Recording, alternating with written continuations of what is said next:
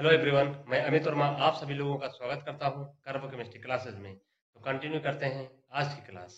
Hello everyone, तो आज हम कंटिन्यू करेंगे कुछ प्रॉब्लम सेक्शन और ये जो हमारी प्रॉब्लम्स बेस्ड होंगी ये हमारे एक नेम रिएक्शन पे बेस्ड होंगी जो हमने लास्ट लेक्चर में डिस्कस किया था। ये प्रॉब्लम बेस्ड होंगी हमारे स्टेटर रिएक्शन के, स्टेटर रिएक्शन प्रॉब्लम्स किस पे बेस्ड होंगी? स्टेटर रिएक्शन प्रॉब्लम्स होंगी वो। और इन स्टेटर रिएक्शन प्रॉब्लम में अगर हम बताएं तो पहले हमें क्वेश्चन सॉल्व करवाएंगे जो हमारे गेट के एग्जाम में पूछा गया था 2011 में, वो 2 मार्क्स कैरी कर रहा था। फिर हम इसके बाद इस प्रॉब्लम के बाद हम एक प्रॉब्लम और डिस्कस करेंगे जो हमने आपको लेक्चर सीरीज में जहां पे हमने लेक्चर लिया था वहां पे हमने आपको ये नहीं बताया था। तो आज हम इस लेक्चर में 2 प्रॉब्लम करेंगे। पहले हम गेट 2011 की प्रॉब्लम सॉल्व करेंगे और फॉलोड बाय हम एक प्रॉब्लम और करेंगे जो कि एक कीमो सिलेक्टिव टाइप की रिएक्शन होगी। ठीक है, तो आइए हम कंटिन्यू करते हैं। तो देखिए ये क्वेश्चन था, यहाँ पे क्या दे दिया था इन्होंने, एक एल्डिहाइड दिया था, एल्डिहाइड के साथ एक आपको अल्फा बीटा अनसैचुरेटेड कंपाउंड दिया था। ये हमारा एल्डिहाइड है और ये हमारा एक अल्फा बीटा अनसैचुरेटेड कंपाउंड है, अनसैचुरेटेड कंपाउंड। तो रिएक्शन पहचानेंगे कैसे? स्टेटर रिएक्शन में मैंने आपको बताया था कि एक एल्डिहाइड होता है और एक अल्फा बीटा अनसैचुरेटेड कंपाउंड होता है। जब उसको हम ट्रीट करते हैं किसी सोडियम साइनाइड से इन द प्रेजेंस ऑफ एक सॉल्वेंट तो वो रिएक्शन हमारी स्टेटर रिएक्शन कहलाती है। मैंने आपको बताया था कि don't confuse with the benzoin condensation. Benzoin condensation क्या होता है? वो हमारा एक 1,2 एडिशन होता है, 1,2 न्यूक्लियोफिलिक एडिशन होता है। यहाँ पे हमारा 1,4 कॉन्जुगेट एडिशन होता है। तो ये क्या है? ये एक स्टेटर रिएक्शन का प्रॉब्लम है। तो आइए हम इसको सॉल्व करते हैं। ठीक है, जिन लोगों ने लेक्चर मिस कर दिया है मैं कमेंट सेक्शन में, मैं डिस्क्रिप्शन बॉक्स में उसको लिंक प्रोवाइड कर दूंगा, तो आप वहां से लेक्चर उसको विजिट कर सकते हैं। लेकिन हम यहाँ पे पूरी मैकेनिज्म आपको बताएंगे तो कोई किसी को कोई प्रॉब्लम नहीं होगी। तो आइए कंटिन्यू करते हैं। देखिए मैकेनिज्म में क्या होगा, कैसे प्रोडक्ट बनेगा हमारा। तो मैकेनिज्म में क्या होगा, बात करें मैकेनिज्म की तो पहले क्या होता है, सोडियम साइनाइड हमारा ब्रेकडाउन होगा sodium plus and cyanide minus में। ये हमने आपको बताया था कि ये एक न्यूक्लियोफाइल होता है लास्ट लेक्चर में। ये जो न्यूक्लियोफाइल है ये हमारा रिएक्ट करेगा अगले स्टेप में किससे? हमारे बेंजल्डिहाइड से, हमारे बेंजल्डिहाइड से अटैक रिएक्ट करेगा। तो Cn माइनस एक गुड न्यूक्लियोफाइल होने की वजह से ये अटैक करेगा यहाँ पे डेल्टा नेगेटिव और ये डेल्टा पॉजिटिव होगा।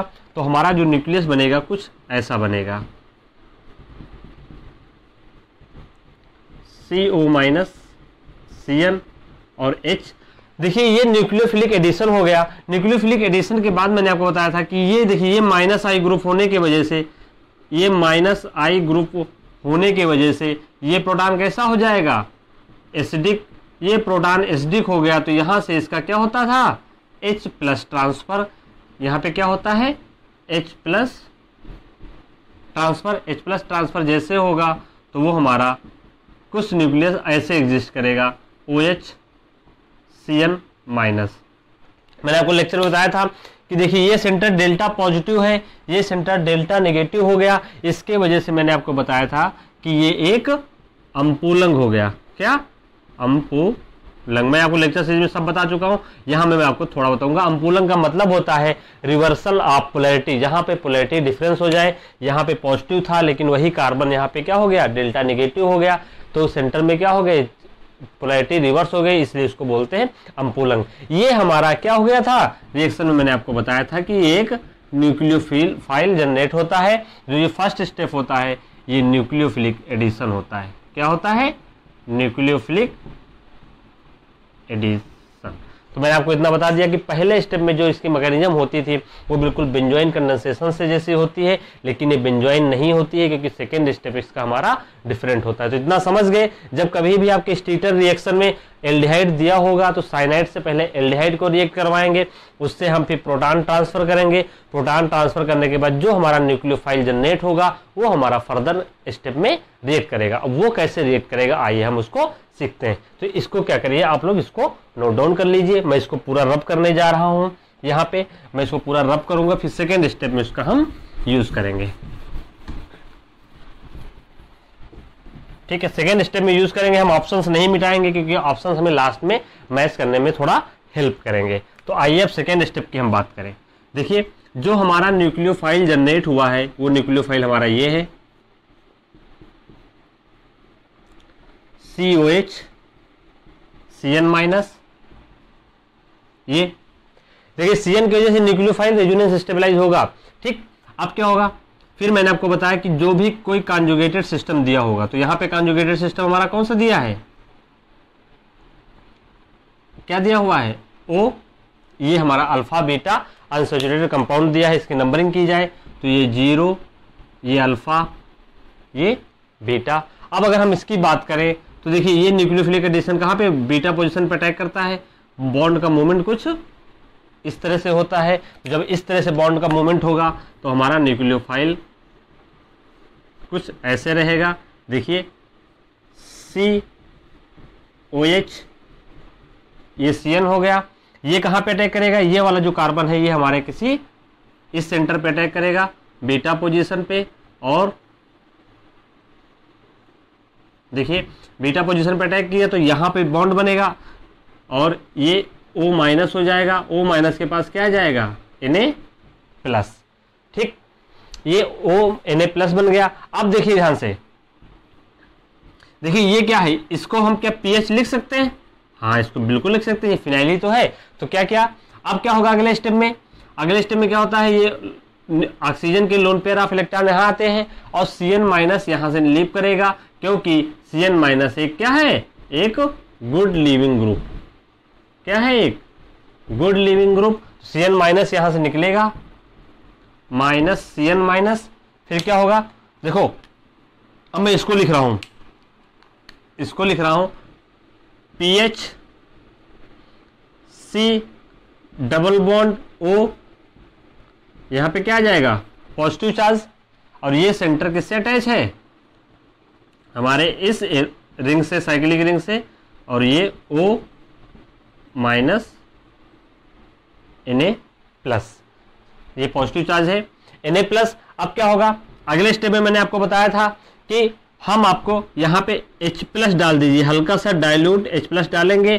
ठीक, और यहाँ से देखिए जब H+ डालेंगे तो ये सिस्टम क्या हो जाएगा, OH, और यहाँ से -H+ निकल जाएगा, -H+ निकलेगा, और ये जो साल्ट वाला फॉर्म है ये हमारा एक इनॉल फॉर्म में चेंज हो जाएगा। वो कैसे चेंज होगा, देखिए ये OH हो जाएगा, यहाँ पे क्या हो जाएगा, CO और PH। अब लास्ट स्टेप में क्या होगा, लास्ट स्टेप में देखिए ये इनॉल फॉर्म है, ये क्या है, एक इनॉल फॉर्म, ये क्या करेगी, टाटोमेराइज कर जाएगी, टाटोमेराइज कर जाएगी। जब टाटोमेराइज करेगी तो ये किस फॉर्म में आ जाएगी, हमारे कीटो फॉर्म में। कीटो फॉर्म में आने की वजह से देखिए ये यहाँ पे ऐसे हो जाएगा, मैंने इसको रिवर्स करके लिख लिया है क्योंकि मैच करने में आसानी होगी। तो ये हमारा क्या होगा, एक रिएक्शन का प्रोडक्ट होगा। तो आइए मैच करते हैं। तो देखो मैच करने से पहले हमारे कोई साइक्लिक मॉलिक्यूल में कोई भी डबल बॉन्ड नहीं है। जब कोई भी डबल बॉन्ड नहीं है तो इसका मतलब हमारा ये ऑप्शन का एलिमिनेट हो गया, ये ऑप्शन एलिमिनेट हो गया, और हमारा ये ऑप्शन एलिमिनेट हो गया। तो हमारा बचा क्या, ये वाला। तो हमारा करेक्ट ऑप्शन क्या है, सी है। इतनी बात समझ गए। तो इस तरह से प्रॉब्लम आपको सॉल्व करनी है। तो मैंने आपको बताया है कि स्टीटर रिएक्शन क्या होते हैं, बेंजोइन कंडेंसेशन पहले होता है, बेंजोइन कंडेंसेशन के बाद ये हल्का सा माइकल एडिशन देता है। तो इसमें दो रिएक्शन आपकी साथ में चलती है। कभी भी इसको बेंजोइन कंडेंसेशन मत मानिएगा, मैकेनिज्म सिमिलर होती है, बस केवल थोड़ा सा माइकल एडिशन का पार्ट इसमें आ जाता है। जो बेंजोइन कंडेंसेशन होता है 1-2 एडिशन होता है। यहाँ पे देखिए कौन सी पोजीशन पे ऐड हुआ, देखिए ये 1 2 3 4, ये 4 पे ऐड हुआ, इसलिए इसको 1-4 कॉन्जुगेट एडिशन बोलते हैं स्टीटर रिएक्शन का। देखिए इतनी बात समझ गए। तो ये प्रॉब्लम हमारे गेट की 2011 की थी, 2 मार्क्स कर रही थी, बहुत ही इजी आसान सा था ये हमारे लिए, इसलिए इसको हम लोगों ने कर लिया। अब हम नेक्स्ट प्रॉब्लम की तरफ मूव करेंगे जहां पे थोड़ा सा क्या होगा, वेरिएशन होगा। और मैं उन लोगों से रिक्वेस्ट करता हूं जिन लोगों ने लेक्चर पहला मिस कर दिया, मैंने वहां बहुत सारे 5-6 एग्जांपल करवा चुके हैं, तो आप वहां पे उसको विजिट कर सकते हैं। बाकी जो हमारी नेक्स्ट प्रॉब्लम होगी वो भी आपकी थोड़ी प्रॉब्लम्स को क्या करेगा, रिजॉल्व करेगा। आइए मूव करते हैं हम नेक्स्ट प्रॉब्लम की तरफ। कुछ प्रॉब्लम्स लिख रखी हैं। एक प्रॉब्लम लिख रखी है जहां पे आपको बताना है कि हमारा जो स्टीटर प्रोडक्ट होगा वो कौन सा स्टीटर प्रोडक्ट बनेगा। तो देखिए हमने कुछ प्रॉब्लम समझाई थी, मैंने आपको वहां पे जब मैंने पहले लेक्चर पढ़ाया था मैंने आपको बताया था कि कुछ थाइजोलियम साल्ट्स भी यूज होते हैं हमारे स्टीटर रिएक्शन में। तो देखिए ये जो कैटालिस्ट आपका दिया हुआ है, ये कैटालिस्ट और इस NH3 ये हमारा यहाँ पे एक बेस की तरह वर्क कर रहा है। क्या वर्क कर रहा है, बेस की तरह। तो हमें पहले क्या करना है, हमें न्यूक्लियोफाइल जनरेट करना होता है। तो अगर न्यूक्लियोफाइल की जनरेट की बात करें तो ध्यान से देखिए, अगर हम इस स्ट्रक्चर की बात करें, इस मॉलिक्यूल के स्ट्रक्चर की बात करें तो देखिए कैसे एग्जिस्ट कर रहा है। देखो ये कुछ 5 मेंबर रिंग है, 5 मेंबर रिंग, फिर यहां से नाइट्रोजन है, इसके पास फिर नाइट्रोजन, फिर यहां पे प्लस इस पे अटैच है C6F5 और साथ में यहाँ पे BF4-, यानी एक साल्ट के फॉर्म में एग्जिस्ट कर रहा है। और इसको हमने ट्रीट किया है किससे, NET3 से। स्टीटर रिएक्शन में आपको कुछ ऐसे ही मॉलिक्यूल बना के दे दिए जाएंगे, आपको वहां पे न्यूक्लियोफाइल जनरेट करना है। तो ध्यान से देखिए, इस नाइट्रोजन से इस कार्बन को देखिए, यहाँ पे कार्बन है एक, यहाँ पे एक H होगा।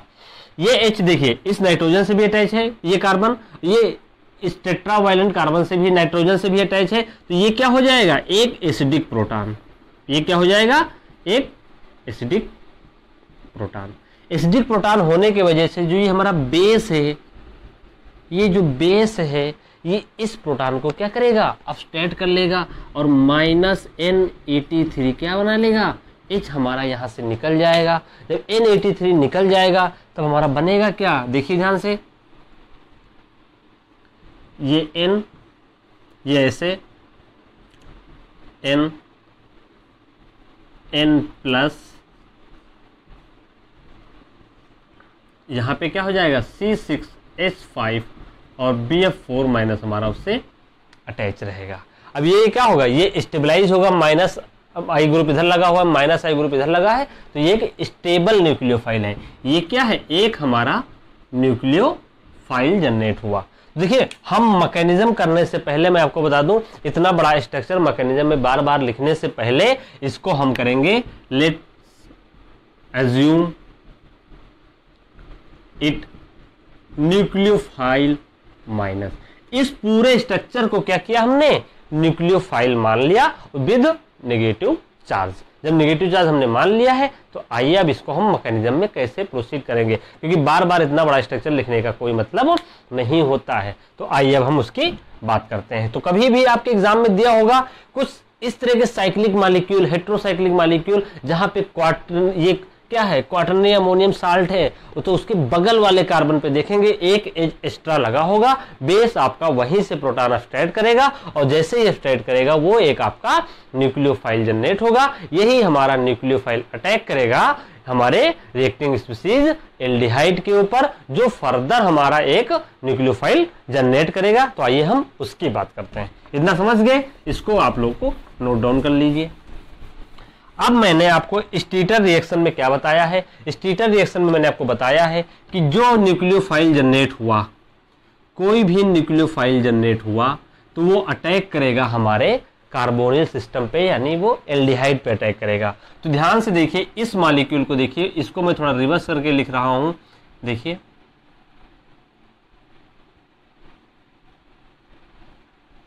ये देखिए, ये H है, ये एल्डिहाइड है, ये फंक्शनल ग्रुप कौन सा है, ये एल्डिहाइड है। ये क्या हो गया, ये आपका एक ईस्टर दे दिया गया है। तो देखिए जब न्यूक्लियोफाइल आएगा तो यहाँ पे अब क्या होगा, सिलेक्टिविटी आएगी कि न्यूक्लियोफाइल किस पे अटैक करेगा, तो न्यूक्लियोफाइल वहां पे अटैक करेगा जहां पे इलेक्ट्रॉन डेंसिटी क्या होगी, कम होगी। तो देखिए यहाँ पे जो OR है, OR अपना लोन पेयर ऑफ इलेक्ट्रॉन इसको डोनेट कर रहा होगा, इसके पास कोई भी ऑक्सीजन ग्रुप नहीं है जो उसको लोन पेयर ऑफ इलेक्ट्रॉन दे। तो यहाँ पे क्या होगा, यहाँ पे मोर पॉजिटिव चार्ज होगा। क्या होगा, पॉजिटिव चार्ज ज्यादा होने की वजह से न्यूक्लियोफाइल हमारा कहाँ पे अटैक करेगा, इसी सेंटर पे अटैक करेगा। जब इस सेंटर पे अटैक करेगा तो हमारा मॉलिक्यूल क्या बनेगा, देखिए OR O माइनस, यहाँ पे H, ये न्यूक्लियोफाइल हमने मान लिया। पूरा स्ट्रक्चर है ये, सोचिए पूरा स्ट्रक्चर लिखने में कितना टाइम लगता है, इसलिए स्ट्रक्चर को क्या किया, हमने नहीं लिखा। अब क्या होगा, ये न्यूक्लियोफाइल है, तो देखिए न्यूक्लियोफाइल में बहुत सारे हेट्रोसाइक्लिक मॉलिक्यूल है, तो ये प्रोटॉन क्या हो जाएगा, एसिडिक हो जाएगा। ये प्रोटॉन एसिडिक हो जाएगा तो यहां से क्या हो जाएगा, H+ का क्या हो जाएगा, ट्रांसफर। जब इस H+ का ट्रांसफर होगा कहां से, यहां से लेके यहां तक, तब क्या होगा, तो हमारा मॉलिक्यूल कुछ ऐसे एग्जिस्ट करेगा। R, ये न्यूक्लियोफाइल, ये OH, ये सेंटर कैसा हो जाएगा, नेगेटिव चार्ज। अब ये नेगेटिव चार्ज पूरा सिस्टम देखिए कैसा था, नेगेटिव चार्ज, तो इससे स्टेबलाइज होगा। अब क्या होगा, अब ध्यान से, ये हमारा देखिए एक न्यूक्लियोफाइल जनरेट हुआ, फिर से हमने एक इंटरनल न्यूक्लियोफाइल जनरेट कर लिया। ये न्यूक्लियोफाइल अटैक करेगा हमारे अल्फा बीटा अनसैचुरेटेड कंपाउंड में। तो ध्यान से देखिए, इस स्ट्रक्चर को ध्यान से देखिए, यहाँ पे एरोमेटिक है और ये ईस्टर ही तो लगा हुआ है, तो OR- हमने मान लिया है, OR- हमने इधर भी मान लिया। कुछ भी मान सकते हैं आप, ME भी लिख सकते हैं, ET भी लिख सकते हैं, हमें समझने की बात। देखिए अब देखिए ध्यान से, ये सिस्टम कैसा है, अगर हम इस कार्बन की बात करें तो ये 0 अल्फा बीटा, तो ये अल्फा बीटा अनसैचुरेटेड ईस्टर है। क्या है, अल्फा बीटा अनसैचुरेटेड ईस्टर।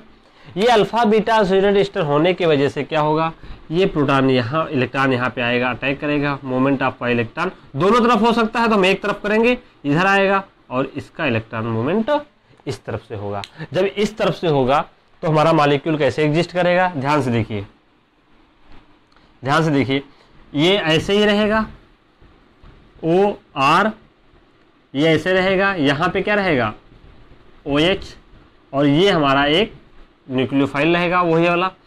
ये अटैक करेगा हमारे इस बीटा पोजीशन पे, जिसके ऊपर क्या लगा है, AR।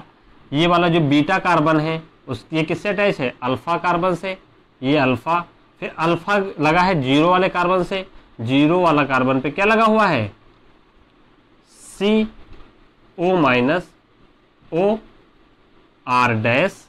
ये ऐसे तो होगा COR-, और यहाँ पे देखिए अल्फा पोजीशन पे एक CO2